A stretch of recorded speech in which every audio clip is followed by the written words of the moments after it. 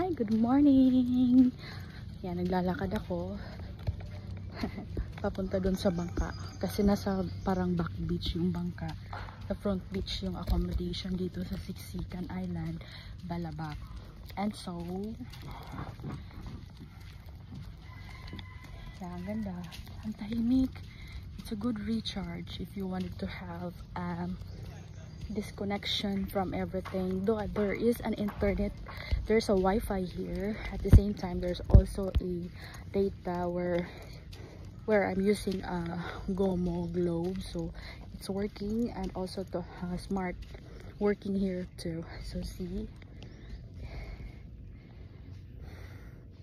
ito lang yung kaibahan niya or distinction niya sa other islands, kasi medyo matao pag sa other islands like Siargao, Boracay, Bohol.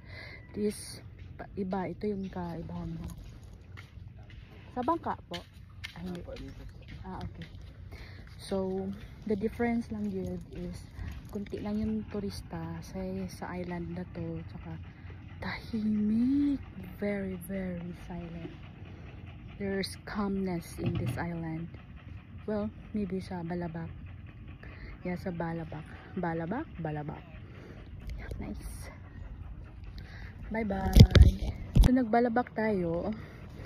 Ito lang yung aking dala.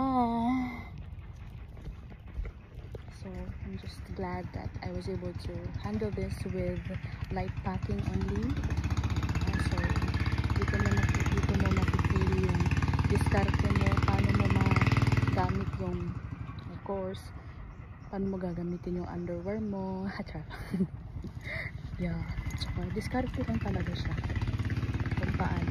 Ang saya na pag walang baggage, ito lang, backpack lang, isang dry bag lang na 10 kilos, kasi you can move around, hindi na siya mahirap ligpitin, kunti lang yung liligpitin mo, so mabilis yung kilos mo. Yun lang yung kagandahan niya pag light packer ka lang. So it's a good idea for me na hindi ko dinala yung laptop ko tsaka yung bagahe ko. Iniwan ko lang sa Puerto Princesa. Bye!